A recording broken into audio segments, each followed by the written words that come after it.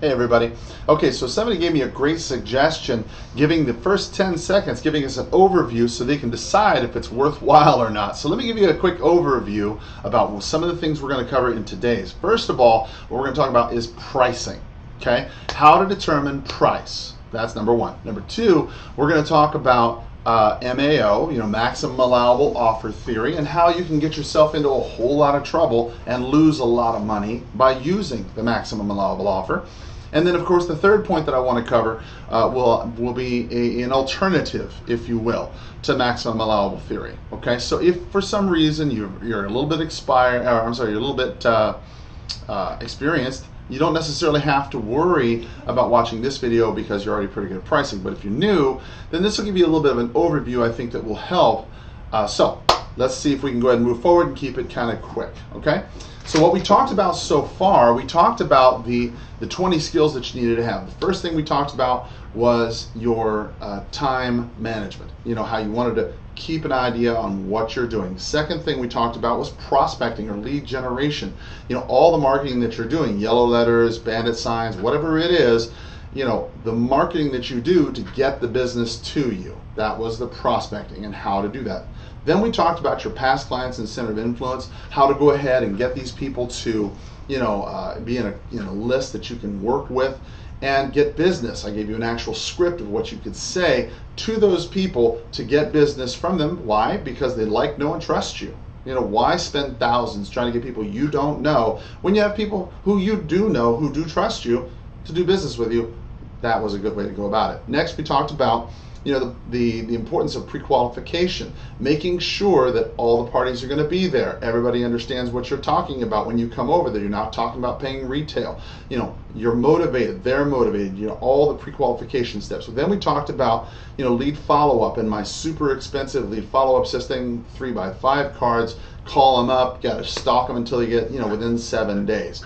Then we talked about the actual presentation, the ideas that you're trying to promote, why they should do business with you, why should they go ahead and sell their home to you at an unrealistic price. Your presentation, we talked a little bit about that. Now we get into that phase where we're talking about pricing, okay? As far as pricing is concerned, you have to understand a couple things, okay? First and foremost, if you got your book, go ahead and write it out or pull it out and let's cover this this topic of pricing. Okay. First and foremost, in pricing, you have to understand it's not your fault. It's not your fault. Okay. It is not your fault. You are not responsible for the price. Okay. Now, whether you're an agent or an investor, it is not relevant because you are not the one who's responsible for the price. The market went up. If you're an agent, you had no hand in that. The market went down. When the market crashed, as a wholesaler, investor, realtor, you had no part in that, okay? Now, the thing about it is that how can you then come back and take responsibility for something you had nothing to do with? Remember, point A, you had nothing to do with it. You're not responsible for the price, okay? Point B, turn down. Yes, turn them down. Tell them no.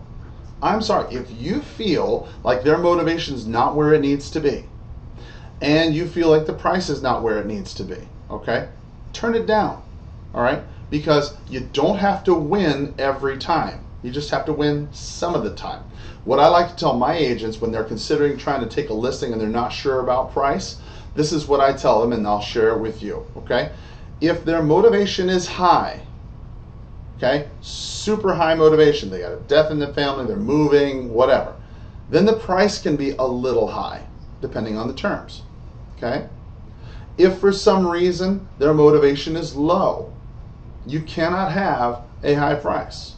You have to have a low price, okay? You can still deal with a low motivation person if their price is low enough. But if on the other hand they have high motivation and their price is low, then that is a home run in the making. Okay, so that's what I would explain to you if you worked for me. C, you have to know the market statistics, okay? You have to know how many homes are selling in the market, how many homes are coming on in the market, how long it's taking for them to sell, what on average is the way they buy. Do they buy it with conventional financing, FHA, VA, cash? What's the biggest, market segment? How you find that information out is very simple. All that information is public information. You don't have to pay $9.97 or 4 easy payments of $19.99. All you have to do is just ask your local realtor or go on the realtor's website. They have public information. They usually put it out right around the first of the month. Usually it's a press release because they want to brag about how great things are or whatever. Just look it up. Super free. All you got to do is find that information. Once you have that statistic, then you can use it in your presentation. For example, Mr. Seller, I understand that you want to sell your home at full retail value. And that's fine. I'm not the guy for that, but that's fine. Just so you understand, full market value means it's going to take you about X amount of days to get your check. So let's say it's 30, 60, 90 days. Then it's going to take you 30, 60, 90 days to get your check. Okay. And then once that happens, you got another 30 days or so worth of inspections and so on and so forth. You have to understand kind of the process. Another way you can use that is to say, well, Mr. and Mrs. Seller, 3,000 homes sold last month on the multiple listing service. So to replace those 3,000, another 1,500 came on the market in the last 2 weeks. Now, I'm not saying you can't sell your home, but what I am saying is, how long are you willing to wait? That's a question. You're using the market statistics to your advantage. Why? Because you can negotiate from a position of authority, because you know the market better than they do. Now, if you've watched any of my videos on, say, for example, Sell More Homes Now channel on YouTube, you'll know I'm a big fan of the whiteboard. And I couldn't make a single video about skills without bringing out a whiteboard. So let's talk about MAO, Maximum Allowable Offer, and then some of the things you can do to kind of get around that in a fast-moving market. Okay? So that being said, what do you know? I have a whiteboard right here.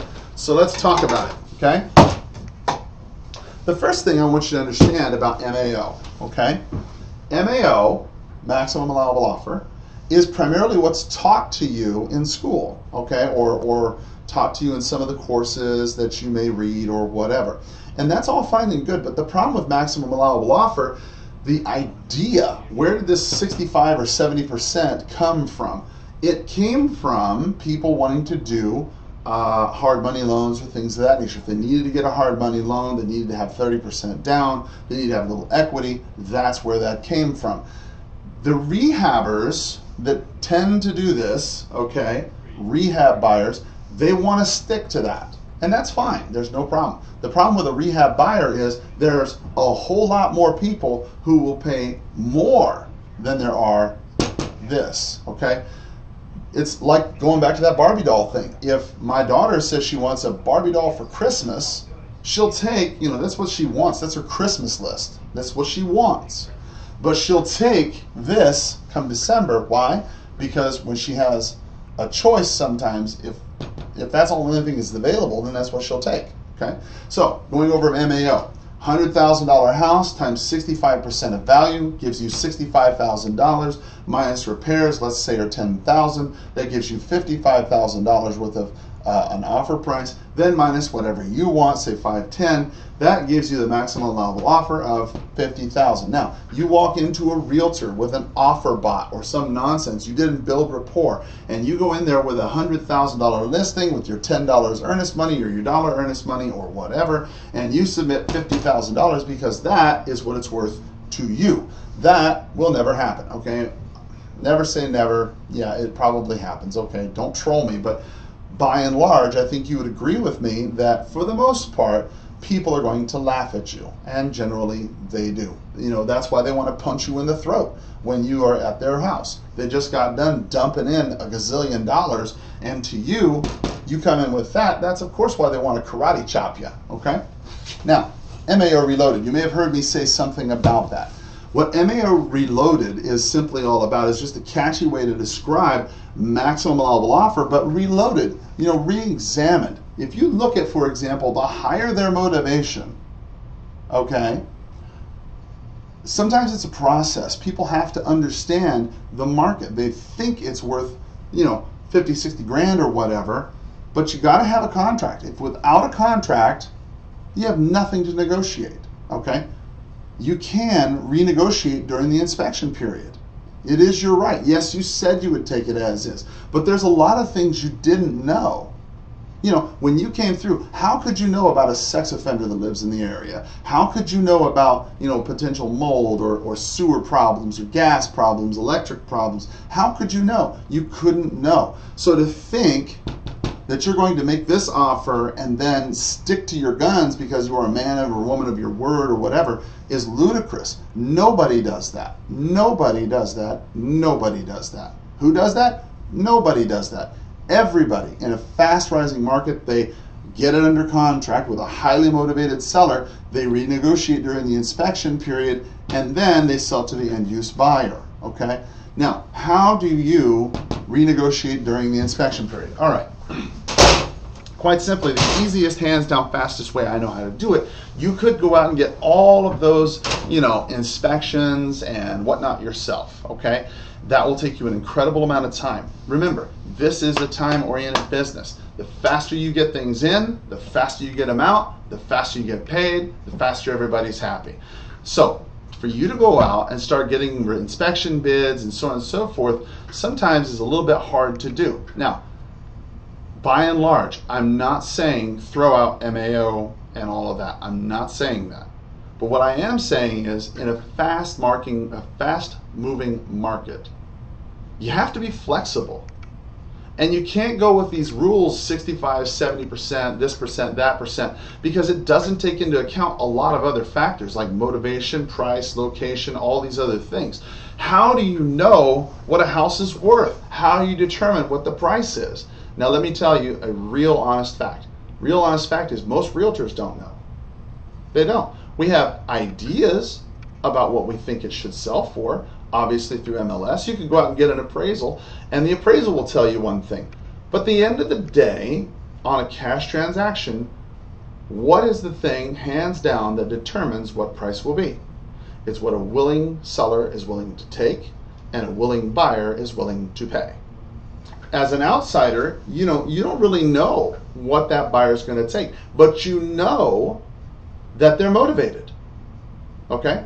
So let me tell you a quick story before we go. This will explain this whole concept. My very first deal, all right? When I first started wholesaling, it was before, before the academy or some of these other places, but I didn't know it was wholesaling. I just thought it was called assignments, and I didn't know that they were synonymous. So what I found was a super highly motivated buyer, seller, super highly motivated seller. She said she wanted $70,000 for the house. I knew the area was more than that, but I didn't know how much more, or whatever. And I didn't really think about it. You know, I had the agent write the offer up, me as the buyer, 15-day inspection period so I could go ahead and sell it. I flew back home from Carmel by the Sea, which is where I was with my second wife at that time. And when I came home, what I did was I just met one investor. I did not have a buyer's list. I didn't know anything about bandit signs. I didn't know anything about any of that stuff. But what I did know was motivation. The more motivated this woman is, then the more likely it is that she'll get, you know, this job done. Okay? So I come home, call up one investor, come out there just like over the Cracker Barrel. You know, people like that kind of stuff. They like that down-home approach.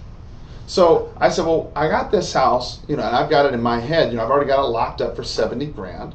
I said, I'd like you to come out and take a look at it. I'm thinking about, you know, closing on it, but then, you know, I'm thinking about maybe I might want to assign it too. I'm not really sure, and if you're interested, tell me what you think.